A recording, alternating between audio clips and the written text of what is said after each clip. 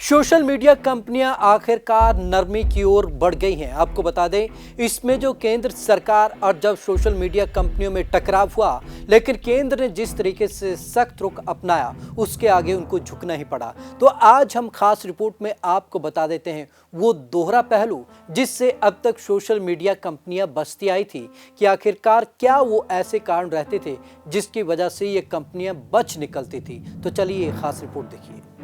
WhatsApp और केंद्र सरकार के बीच डाटा की निजता को लेकर विवाद गर्माता जा रहा है। व्हाट्सएप केंद्र सरकार के नए आईटी नियमों के खिलाफ कोर्ट पहुंच गया है। दरअसल ये विवाद 3 महीने पहले जारी किए गए आईटी नियमों को लेकर उठा। इस नए नियम पर है टकराव। इनमें से एक नियम के अनुसार व्हाट्सएप और वैसे ही दूसरी कंपनियों को ऐप पर भेजे गए मैसेज को ओरिजिन की जानकारी रखनी होगी।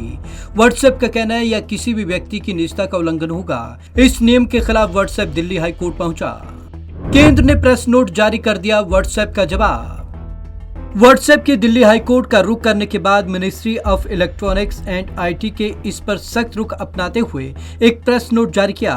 प्रेस नोट में कहा गया कि 4(2) नियम के तहत देश की संप्रभुता और अखंडता से जुड़े मसलों पर मैसेज का ओरिजिन मांगना निजता के अधिकार का उल्लंघन नहीं है। ऐसा कोई मैसेज जिस वजह से देश की सुरक्षा, पड़ोसी राज्यों से संबंध या पब्लिक ऑर्डर से जुड़ा हो, उसकी जानकारी मांगी जा सकती है। इसके अलावा रेप, चाइल्ड सेक्सुअल अब्यूज जैसे मसलों पर भी जानकारी मांगना निजता के अधिकार के उल्लंघन की श्रेणी से बाहर है। केंद्र सरकार ने साफ कहा कि निजता के अधिकार की रक्षा के लिए सरकार प्रतिबद्ध है, लेकिन साथ में राष्ट्रीय सुरक्षा और लॉ एंड ऑर्डर को मेंटेन करना भी सरकार का कर्तव्य है। उन्होंने ये भी कहा कि निजता के अधिकार समेत किसी भी मूलाधिकार में एक उचित तार्किक प्रतिबंध भी शामिल है। सरकार ने 4(2) का नियम का हवाला देते हुए साफ कहा कि मैसेज के ओरिजिन की जानकारी तभी मांगी जा सकती है जब छानबीन करने से दूसरे उपाय नाकाम हों। दोहरा रवैया अपना रहा व्हाट्सएप। सुप्रीम कोर्ट में एडवोकेट विराग गुप्ता कहते हैं कि एक तरफ तो व्हाट्सएप यूजर की जानकारियां दूसरों से साझा कर रहा है, दूसरी तरफ वही अब निजता के अधिकार का पाठ भी पढ़ा रहा है। यह दोहरा रवैया नहीं चल सकता। वे कहते हैं कि सरकार अदालत के आदेश या सक्षम अधिकारी द्वारा राष्ट्रीय सुरक्षा जैसे खास मसलों पर ऐसी जानकारी मांग सकती है। कोई कंपनी जिस देश में कारोबार कर रही है, उस देश के नियम उसे मानने ही होंगे। मनमाना बर्ताव कर रही सोशल मीडिया कंपनियां। गुप्ता के मुताबिक ये कंपनियां मनमाना बर्ताव कर रही हैं। पहली बात, हमारे यहाँ डाटा प्रोटेक्शन पर पिछले कई साल से बहस होने के बावजूद अब तक कोई कानून नहीं है। दूसरी बात, कंपनियों ने भारत में कोई नोडल ऑफिसर और ग्रीवांस ऑफिसर नियुक्त नहीं किया। इसलिए जब किसी मसले पर इन कंपनियों के एमडी से बात करो तो वह कह देता है कि हम तो बस कंपनी के मार्केटिंग ऑफिसर है। दरअसल ये दोनों खामियां ही कंपनियों को बच निकलने का रास्ता देती हैं। इसीलिए सोशल मीडिया कंपनियां बेलगाम।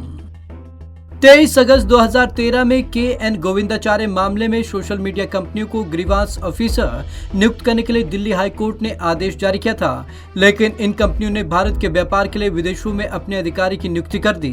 अब 8 साल बाद उसी पर कानूनी स्पष्टता के बावजूद डिजिटल कंपनियां ना नुकुर कर रही हैं। साल 2017 में सुप्रीम कोर्ट के 9 जजों ने निजता के अधिकार को संवैधानिक हक के तौर पर मान्यता दी थी।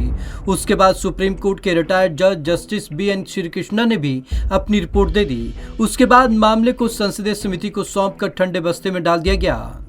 3 साल की चर्चा के बाद केंद्र ने बनाई गाइडलाइन। साल 2011 में यूपीए के शासनकाल में आईटी इंटरमीडिएरी नियम बने थे। आईटी एक्ट के सेक्शन 87 के तहत केंद्र सरकार ने 2018 में इन नियमों में बदलाव के लिए ड्राफ्ट जारी किया था। तकरीबन 3 साल तक चर्चा के बाद 25 फरवरी 2021 को इन नियमों को नोटिफाई किया गया। कंपनियों को 3 महीने का दिया गया था समय। इन्हें लागू करने के लिए सोशल मीडिया प्लेटफॉर्म्स को 3 महीने का समय दिया गया था। डेडलाइन 25 मई को खत्म हो गई। Bureau report, Punjab Kesari TV.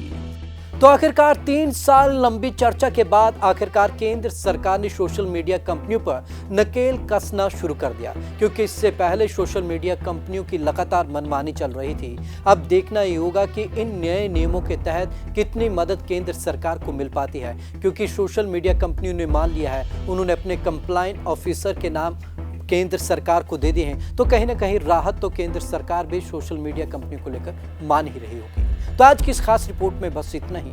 Vivek Sharma को दीजिए इजाजत। नमस्कार।